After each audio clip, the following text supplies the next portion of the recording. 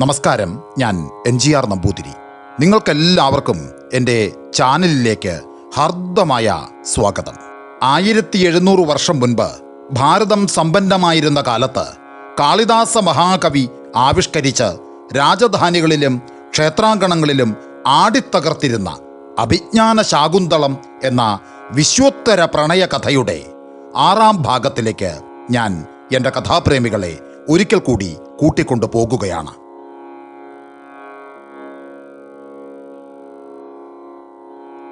അങ്ങനെ ആശ്രമത്തിൽ യജ്ഞകർമ്മങ്ങളെല്ലാം വിഘ്നം കൂടാതെ പൂർത്തിയായി. ദുഷ്യന്തൻ്റെ തേർചക്രങ്ങൾ ഉരുളുന്ന ശബ്ദം കേട്ടപ്പോൾ തന്നെ യജ്ഞം മലിനപ്പെടുത്താൻ തലേ രാത്രിയിൽ ആശ്രമവനത്തിൽ കടന്നുകൂടി ഒളിച്ചിരിക്കുന്ന രാക്ഷസരൊക്കെ ഭയപരവശരായി. ഹോമകുണ്ഡത്തിൽ അഗ്നി തെളിയുമ്പോൾ ഒളിച്ചിരിക്കുന്ന രാക്ഷസന്മാർ പാഞ്ഞുവന്ന് മൃഗച്ചോരയും മാംസക്കഷ്ണങ്ങളും അതിലേക്ക് എറിഞ്ഞ ശേഷം ഹോ ഹോ എന്ന് വിളിച്ചുകൊണ്ട് തിരിഞ്ഞോടും. ഇതാണ് പതിവ്. എന്നാൽ ദുഷ്യന്ത മഹാരാജാവ് വില്ല് കുലയേറ്റിയ ശേഷം ഞാണിൻ്റെ മുറുക്കം നോക്കാൻ അത് വലിച്ചു വിട്ടപ്പോഴുണ്ടായ ഞാണൊലി കേട്ടപ്പോൾ തന്നെ രാക്ഷസഗണം പറന്നു. അതോടെ ഋഷിമാർക്കും ഋഷികുമാരന്മാർക്കും പറയാൻ ഒരു കാര്യമേയുള്ളൂ: ദുഷ്യന്ത മഹാരാജാവിൻ്റെ മഹത്വം. യജ്ഞകർമ്മങ്ങൾ അവസാനിച്ച് സദസ്യർ വിട പറയും വരെ ദുഷ്യന്തന് യാഗരക്ഷയുടെ ചുമതല ഉണ്ടായിരുന്നു. ബ്രഹ്മമുഹൂർത്തത്തിൽ ആരംഭിച്ചതാണ് ഇരുട്ടിലേക്ക് നോക്കിയും ചെവി പാർത്തും കൊണ്ടുള്ള രക്ഷാദൗത്യം. ഇപ്പോൾ സൂര്യൻ ഉദിച്ചുയർന്നു കഴിഞ്ഞു, വെയിൽ പരന്നു കഴിഞ്ഞു. ഇപ്പോൾ ദുഷ്യന്തൻ തേടുന്നത് ശകുന്തളയെ മാത്രം. അവൾ എവിടെയായിരിക്കും? മുനികുമാരന്മാരോട് എങ്ങനെ ചോദിക്കാൻ കഴിയും? അവർക്ക് എന്തു തോന്നും? പ്രത്യേകിച്ച് കണ്ണുതാതൻ സ്ഥലത്തില്ലാതിരിക്കെ. ദുഷ്യന്തൻ ആശ്രമവനങ്ങൾ കാണണമെന്ന മട്ടിൽ ചുറ്റിത്തിരിഞ്ഞു. സത്യത്തിൽ അദ്ദേഹത്തിൻ്റെ കണ്ണും കാതും തിരഞ്ഞുകൊണ്ടിരുന്നത് ശകുന്തളയെക്കുറിച്ചുള്ള ഒരു സൂചനയ്ക്കു വേണ്ടി മാത്രം. ആദ്യ സമാഗമത്തിൽ ശകുന്തള അടുത്തു വന്നപ്പോൾ ചന്ദനഗന്ധം പരന്നിരുന്നു. അവൾ ചന്ദനത്തൈലം പൂശിയിട്ടുണ്ടാകുമെന്നാണ് കരുതിയത്. പിന്നീട് മനസ്സിലായി അത് അവളുടെ ശരീരസുഗന്ധം തന്നെയാണെന്ന്. ചന്ദനഗന്ധമുള്ള തൻ്റെ പ്രിയതമ അവളെവിടെയാണ്?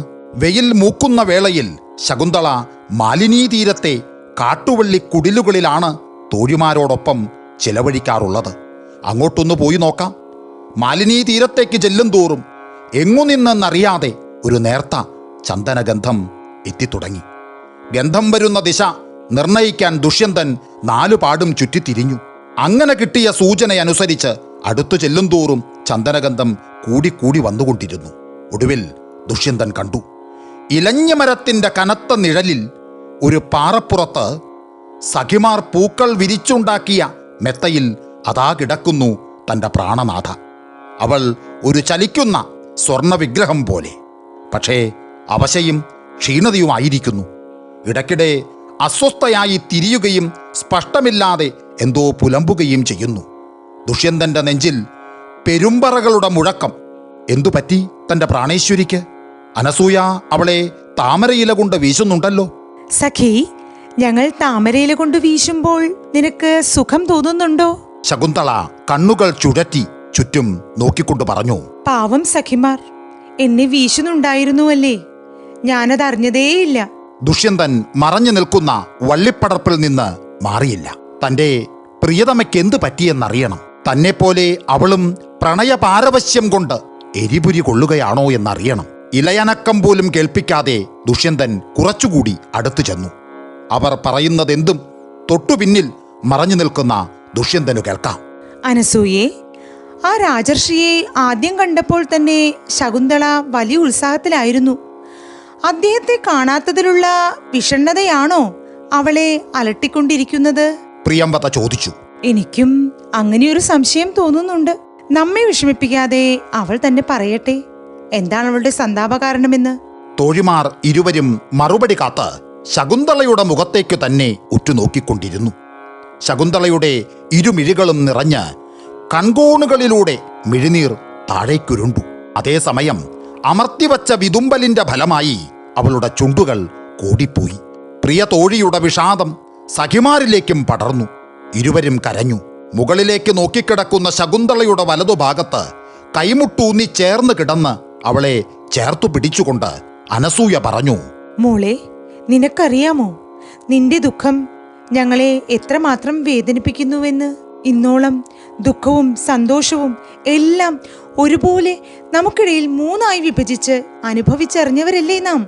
ഇപ്പോൾ നിന്റെ മനസ്സിനെ നോവിക്കുന്നത് എന്തായാലും അതിന്റെ വീതം ഏറ്റുവാങ്ങാൻ നിന്റെ സഖിമാർ കാത്തിരിക്കുകയാണ്. ദയവായി പറഞ്ഞു തന്നാലും. ഏതാനും നിമിഷനേരത്തെ മൗനത്തിനു ശേഷം മെല്ലെ ശകുന്തളയുടെ ചുണ്ടുകൾ ചലിച്ചു. എന്റെ മാത്രം കുറ്റം കൊണ്ടുണ്ടായ അനർത്ഥം ഉമിക്ക് തീയിട്ട ശേഷം സ്വയം അതിലിറങ്ങി നിന്ന് വേകുകയാണ് ഞാൻ. അത് നിങ്ങളോട് എങ്ങനെ പറയും? സഖി, നീ എന്തോ വലിയ പ്രതിസന്ധിയിലാണല്ലോ. പറഞ്ഞാലും പ്രിയ തോഴി, മരണമാണ് ശിക്ഷയെങ്കിലും അത് ഏറ്റുവാങ്ങാൻ ഞങ്ങൾ ഇരുവരും നിന്നോടൊപ്പമുണ്ട്. പ്രിയംവത പറഞ്ഞു. ആലോചനയിൽ ആണ്ട ശേഷം മറുപടി പറയുമ്പോൾ ശകുന്തളയുടെ ചുണ്ടിൽ പുഞ്ചിരിയുടെ പൂമ്പൊടി പുരണ്ടിരുന്നോ എന്ന് ഇരുവരും സംശയിച്ചു. ഈ ശിക്ഷ പങ്കുവെക്കാനുള്ളതല്ല, എനിക്ക് സ്വന്തമായി അനുഭവിക്കണം. എനിക്ക് മാത്രമുള്ളതായിരിക്കണം അത്, എന്നും എന്നേക്കും. സഖിമാരുടെ മിഴികളിൽ മാറി മാറി നോക്കിക്കൊണ്ട് ലജ്ജയോടെ ശകുന്തള പറഞ്ഞു, അന്ന് ആ രാജർഷി ആര്യൻ ആശ്രമത്തിൽ അതിഥിയായി വന്ന ദിവസം അദ്ദേഹത്തെ കണ്ട നിമിഷം എന്നെ ഒരു പൂജാപുഷ്പമായി അദ്ദേഹത്തിൻ്റെ പാദങ്ങളിൽ ഞാൻ സമർപ്പിച്ചതാണ്. ആ പുഷ്പം വെറുതെ കിടന്നു വാടുന്നതല്ലാതെ ഇന്നോളം അദ്ദേഹത്തിന്റെ ദൃഷ്ടി എന്നിൽ പതിഞ്ഞിട്ടില്ല. സഖിമാർ പരസ്പരം നോക്കി പൊട്ടിച്ചിരിച്ചു. ഇതാണോ നീ പറയാൻ ലജ്ജിച്ച കാര്യം? ജീവിവർഗത്തിന്റെ സ്വാഭാവിക പരിണാമമല്ലേ അത്? പച്ചത്തത്തയുടെ തൂവൽ മുളയ്ക്കാത്ത കുഞ്ഞിനെ നാം പരിപാലിച്ചു വളർത്തി. അവൾ ഒരു യുവതിയായപ്പോൾ ചുവന്ന ചുണ്ടുള്ള പുരുഷൻ പനമരത്തിൽ വന്നിരുന്ന് വിളിച്ചപ്പോൾ നമ്മോട് യാത്ര പറയാതെ അവൾ പറന്നുപോയി. കുരുക്കുത്തിമുല്ലയ്ക്ക് ശാഖകളുണ്ടായപ്പോൾ അവൾ തേന്മാവിനെ പുണരാൻ കൈനീട്ടുന്നത് നമ്മൾ കാണുന്നതല്ലേ? നീയും അത്രേ ചെയ്തുള്ളൂ. നിന്റെ പ്രണയ സാഫല്യത്തിനു വേണ്ട എല്ലാ തുണയും ചെയ്തു തരാൻ നിന്റെ തോഴിമാർ ഇരുവരുമുണ്ട്. ഈ സംഭാഷണമത്രയും ഒളിഞ്ഞു നിന്ന് കേൾക്കുകയായിരുന്ന ദുഷ്യന്തൻ ചിന്തിച്ചു. പ്രിയേ, ഉമിത്തിയിൽ വേകുന്നത് പോലെയുള്ള നിന്റെ പ്രണയാവസ്ഥ എത്രയോ അഴകുള്ള ഭാഷയിൽ നീയത് കൂട്ടുകാരികൾക്ക് പകർന്നു കൊടുത്തു. അങ്ങനെ തന്നെയാണ് പ്രിയേ എൻ്റെ അവസ്ഥയും. നിന്നെ കണ്ട നിമിഷം മുതൽ നിന്റെ മുന്നിൽ കത്തുന്ന ഹോമകുണ്ടത്തിലെ ഹവിസ്സാണ് ഞാൻ. ദേവിയുടെ പാതാരവിന്ദങ്ങളിലെത്താതെ വെറുതെ എരിഞ്ഞ് പുകയായി മാറുന്ന കുശപ്പുല്ലാണ് ഞാൻ. ആത്മരോദനങ്ങൾ പങ്കുവയ്ക്കാൻ നിനക്ക് 2 തോഴിമാരുണ്ട്. പക്ഷേ എൻ്റെ രോദനങ്ങൾ കേൾക്കാൻ പൊട്ടൻ മാഢ്യവനല്ലാതെ മറ്റാരാണ് എനിക്കുള്ളത്? എങ്കിലും സന്തോഷമായി പ്രിയേ. നിന്റെ മനസ്സിൽ ഒരു വർണ്ണചിത്രമായി ഞാൻ ഇരിക്കുന്നുണ്ടല്ലോ. 2 പ്രണയ കല്ലോലിനികൾ ഒരുമിച്ച് ചേർന്ന് ഒരു പ്രവാഹമായി ഒഴുകിത്തുടങ്ങിയല്ലോ. എനിക്കത് മതി, അതുമാത്രം മതി. ശകുന്തള പിന്നെയും എന്തോ പറയുകയാണ്. ദുഷ്യന്തൻ കാതോർത്തു. അതിനാൽ പ്രിയ തോഴിമാരെ, ആ രാജർഷിക്ക് എന്നിൽ കരുണ തോന്നുവാൻ എന്താണ് വേണ്ടതെന്ന് വെച്ചാൽ അത് ചെയ്യൂ. അദ്ദേഹത്തിന്റെ കരുണാകടാക്ഷം എന്നിൽ പതിയുന്നില്ലെങ്കിൽ എൻ്റെ ഉദകക്രിയയ്ക്കുള്ളത് എന്താണെന്ന് വെച്ചാൽ ചെയ്തുകൊള്ളൂ. ഒളിഞ്ഞു നിന്നുകൊണ്ടിരുന്ന ദുഷ്യന്തൻ ചിന്തിച്ചു. ഉദകക്രിയയാണെങ്കിൽ അത് നമ്മുടേത് ഒരുമിച്ച്. 2 ചിതകളിലെ പുകച്ചുരുളുകൾ അതിരുകളില്ലാത്ത ആകാശവീഥിയിലൂടെ പരസ്പരം ലയിച്ച് ചുറ്റിപ്പുണർന്ന് അനന്തകാരത്തിലേക്ക്. പ്രിയംവദ എന്തോ പറയുകയാണ്. ദുഷ്യന്തൻ ശ്രദ്ധിച്ചു. ഇവളുടെ മനസ്സ് പതിഞ്ഞിരിക്കുന്നത് പൗരവ രാജാവിലാണ്. വംശത്തിന് അലങ്കാരമാണ് ദുഷ്യന്തൻ എന്നാണു ഖ്യാതി. അതിനാൽ ഈ തോഴിയെ നമുക്കും അഭിനന്ദിക്കാം. അനുരൂപനായ വരനെ തന്നെയാണ് നീ കണ്ടെത്തിയിരിക്കുന്നത് തോഴി. മഹാനദി സമുദ്രം തേടി പ്രവഹിക്കുന്നതിൽ എന്താണ് തെറ്റ്? അനസൂയ പറഞ്ഞു. ഇവളുടെ അഭീഷ്ടം രാജർഷിയെ അറിയിക്കാൻ എന്താണ് ഉപായം? വൈകിപ്പോയാൽ ഇവൾ പാരവശ്യം കൊണ്ട് ജീവൻ വെടിഞ്ഞെന്നിരിക്കും. പക്ഷേ ഒരു പ്രശ്നമുണ്ട്. ഇവൾക്ക് അങ്ങോട്ട് തോന്നുന്നതൊക്കെ അദ്ദേഹത്തിന് ഇവളോടും തോന്നുന്നുണ്ടാകുമോ? പ്രിയംവദ ചോദിച്ചു. ഇത് കേട്ടപ്പോൾ ശകുന്തള ഒന്ന് തേങ്ങി. കുറെ കണ്ണീർ കൂടി ഒഴുകിപ്പോയി. അദ്ദേഹം ഇവളെ സ്നേഹാദ്രമായി നോക്കുന്നതും ഇവളിൽ നിന്നും കണ്ണെടുക്കാൻ മടിക്കുന്നതും എത്രയോ തവണ കണ്ടിരിക്കുന്നു. യാഗരക്ഷയ്ക്കായി കഴിഞ്ഞ നാളിൽ വന്നപ്പോൾ അദ്ദേഹം ഉറക്കമൊഴിഞ്ഞു ചടച്ച കോലത്തിലായിരുന്നു. ഇവളെ ഓർത്ത് നിദ്രാവിഹീനമായ രാത്രികൾ തള്ളി നീക്കുകയാവാം. അനസൂയ ഇപ്രകാരം പറയുന്നത് കേട്ട് ഒളിഞ്ഞിരിക്കുന്ന ദുഷ്യന്തൻ നെടുവീർപ്പിട്ടു. അദ്ദേഹം ആത്മഗതം ചെയ്തു. പ്രിയതമേ, എന്റെ അവസ്ഥ നിനക്കറിയാൻ കഴിഞ്ഞെങ്കിൽ? ഉറക്കമില്ലാത്ത രാത്രികളിൽ കൺകോണുകളിലൂടെ ഒലിച്ചിറങ്ങുന്ന ചൂടുള്ള കണ്ണീർ വീണ് മുദ്രമോതിരത്തിലെ രത്നങ്ങളുടെ നിറം കെട്ടുപോയിരിക്കുന്നു. ഇഴയുന്ന പെരുമ്പാമ്പിനെ പോലെ സാവധാനത്തിലാണ് രാവിന്റെ യാമങ്ങൾ കടന്നു പോകുന്നത്. ശകുന്തള രാജർഷിക്ക് ഒരു കാമലേഖനം എഴുതട്ടെ. ദേവന്റെ പ്രസാദമാണെന്ന വ്യാജേന പൂക്കൾ കൊണ്ട് മറച്ച് ഞാനത് രാജർഷിയുടെ കൈവശമെത്തിക്കാം. പ്രിയംവദ പറഞ്ഞു. കൊള്ളാം കൊള്ളാം, വളരെ നല്ല ആശയം എന്ന് പറഞ്ഞുകൊണ്ട് അനസൂയ തിരിഞ്ഞപ്പോൾ കാണുന്നത് ശകുന്തള കൈകുത്തി എഴുന്നേൽക്കുന്നതാണ്. അത് നല്ല കാര്യം തന്നെയാണ്, എനിക്കും അങ്ങനെ തോന്നുന്നു. ശകുന്തള പറഞ്ഞു. എങ്കിൽ നീയൊരു ദീർഘമല്ലാത്ത ശ്ലോകം തയ്യാറാക്ക്. അനസൂയ പറഞ്ഞു. തീയിൽ കിടന്ന് സ്വർണമുരുകുന്നത് പോലെ വാക്കുകൾ മനസ്സിൽ കിടന്നുരുകി ഒരു ശ്ലോകം രൂപപ്പെട്ടിട്ടുണ്ട്. എന്നാൽ രാജർഷി അത് സ്വീകരിക്കുമോ എന്ന് ഭയമാണെനിക്ക്. ശകുന്തളെ, നിന്റെ മഹത്വം സ്വയം അറിയാത്തതുകൊണ്ടാണ് നിനക്കിങ്ങനെ തോന്നുന്നത്. ഹിമാലയത്തിൽ ഉദിച്ചു പൊങ്ങുന്ന പൗർണമി നിലാവ് ശരീരത്തിൽ വന്നും മെല്ലെ തലോടുമ്പോൾ ആരെങ്കിലും അത് വസ്ത്രത്തുമ്പുകൊണ്ട് മറച്ചു പിടിക്കുമോ?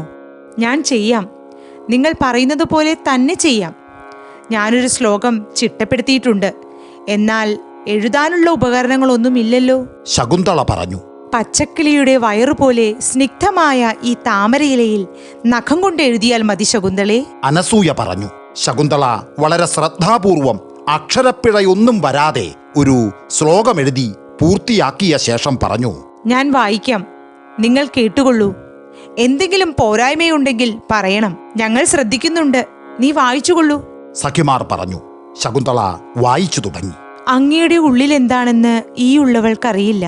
ഉള്ളൊരുകി ഒഴുകി വരുന്ന ഈ അഭ്യർത്ഥന അങ്ങു തള്ളിക്കളഞ്ഞാലോ എന്ന് ഭയക്കുന്നുമുണ്ട്. അങ്ങയുടെ ഹൃദയത്തിലേക്ക് തുളച്ചു നോക്കി അങ്ങയുടെ ഉള്ളറിവാൻ ഞാൻ അശക്തയാണ്. എങ്കിലും പറയട്ടെ, ഇരവുപകൽ വ്യത്യാസമില്ലാതെ പ്രണയതാപത്താൽ വെന്തുകൊണ്ടിരിക്കുന്ന ഈ ഉള്ളവളെ അങ്ങു തിരിച്ചറിയേണ്ടതായിരുന്നു. എന്നിൽ ദയ കാട്ടുകയും ഈ നരകത്തിയിൽ നിന്നും കരകയറ്റുകയും ചെയ്യാമായിരുന്നു. എനിക്ക് അങ്ങയോടുള്ളത്ര ഇല്ലെങ്കിലും അങ്ങയ്ക്ക് എന്നോടും പ്രണയമുണ്ടെന്ന് എനിക്കറിയാം. പ്രണയ സന്ദേശത്തിന് ലിപികളും ഭാഷയും ഒന്നുമില്ലാത്ത ഒരു മാധ്യമമുണ്ടല്ലോ, അതിലൂടെ നാം ഇരുവരും അത് തിരിച്ചറിഞ്ഞിട്ടുമുണ്ട്. എൻ്റെ ഹൃദയം മാത്രമല്ല, അംഗങ്ങൾ ഓരോന്നും അങ്ങയുടെ സ്നേഹസാന്ത്വന സ്പർശത്തിനായി എരിപരി കൊള്ളുകയാണ്. ഈ അപേക്ഷ തള്ളിക്കളഞ്ഞാൽ എനിക്കു ദേഹനാശം നിശ്ചയം. അതുകൊണ്ട് എന്നിൽ ദയ മാത്രം കാട്ടണം. ഇത്രയും പറഞ്ഞുകൊണ്ട് കാളിദാസന്റെ ശാകുന്തളം എന്ന വിശ്വോത്തര പ്രണയകഥയുടെ 6ാം ഭാഗം തൽക്കാലം ഞാൻ ഇവിടെ നിർത്തുകയാണ്. ഈ കഥാഭാഗവും എൻ്റെ കഥാപ്രേമികൾക്ക് ഇഷ്ടമായെങ്കിൽ തീർച്ചയായും നിങ്ങൾ ലൈക്ക്, ഷെയർ, സബ്സ്ക്രൈബ്, കമൻറ്റ് എല്ലാം ചെയ്യുമെന്ന ഉറച്ച ഒരു വിശ്വാസത്തോടെ ഒരിക്കൽ കൂടി നിങ്ങൾക്കെല്ലാവർക്കും എൻ്റെ നന്ദി, നമസ്കാരം.